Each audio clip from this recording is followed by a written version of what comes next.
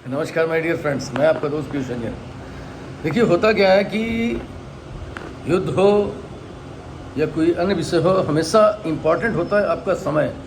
जवाब देने का आपका समय क्या है, कोई भी बात करने का आपका समय क्या है, ये बहुत इम्पॉर्टेंट होता है। और ये इम्पॉर्टेंट चीज़ जो है माननीय नरेंद्र मोदी अच्छी तरीके से जानते थे। इसके पहले भी जो है ट्रम्प साहब ने जो है बहुत सारी बातें करी, टैरिफ लगाए, ये वो करी, लेकिन कभी भी आदरणीय मोदी जी ने कोई भी जवाब नहीं दिया। और क्योंकि वो बातों के जवाब देने का जो सही समय होता है ना, हर विषय पर आपका धैर्य, आपका संयम और सही समय का चुनाव करना ही आपकी जीत की प्राथमिकता होती है, जीत की पहली निशानी होती है। और ये मोदी जी बाखूबी जानते हैं। और वो इंतजार कर रहे थे कि G7 का जिस समय सम्मेलन होगा वहाँ पर जाके वो ऐसी बात अपनी रखेंगे जब पूरे विश्व में संदेश जाएगा। ऐसे क्या, ऐसे तो क्या नाम है, ट्रम्प जी जो है लगातार बोलते चले आ रहे हैं कि मैंने मध्यस्थता करी 10 से 12 15 बार कह चुके होंगे। इसका कोई मतलब नहीं। आदरणीय नरेंद्र मोदी जी से जब वो ट्रम्प जो है G7 का वो छोड़ करके गए, उसके बहुत सारी अटकलें लगने लगी कि वो इसलिए छोड़ के चले गए हैं, इसका ये बड़ा कोई एक काम करने जा रहे हैं या करने जा रहे हैं, बहुत सारी चीज़ें। लेकिन G7 के अंदर जो भी देश थे, सबसे पहले तो बता दूं, उन देशों ने एक सुर में ईरान को परमाणु संपन्न देश होने न देने के लिए संकल्पित है। किसी भी कीमत पर ईरान को जो है परमाणु संपन्न देश नहीं बनने देंगे, उसके महापरमाणु का निर्माण नहीं होने देंगे। ये विश्व के ताकतवर देशों का निर्णय है और यही निर्णय इजराइल का था और उसी निर्णय के साथ वो सारे लोग आ गए।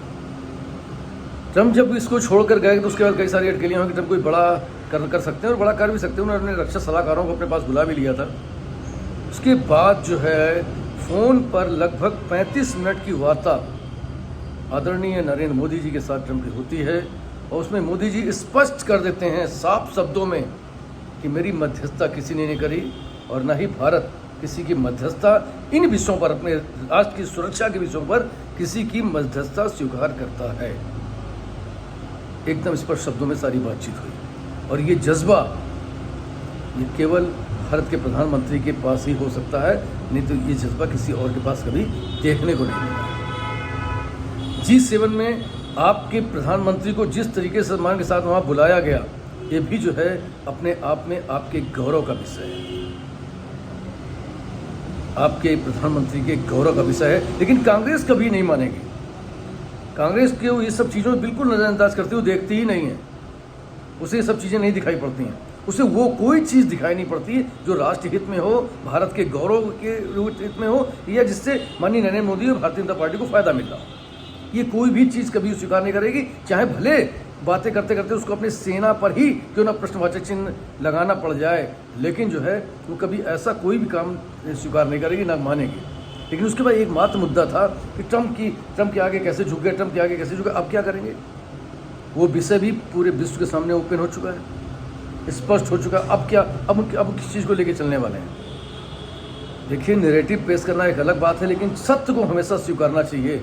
अब देश बदल रहा है और देश समझ भी रहा है, देश जान भी रहा है, इसलिए इस तरीके की हरकतें कहीं ना कहीं बड़ी नुकसानदायक हो सकती हैं। आपको राष्ट्र के प्रति भी सोचना होगा, जो हितकर चीज़ें हैं उनके बारे में सकारात्मक सोचना होगा, तब आप एक मजबूत विपक्ष के रूप में स्टैंड कर पाएंगे। ये चीज़ें समझने वाली हैं। अब आप समझिए, जो इटली एक ताकतवर देश है।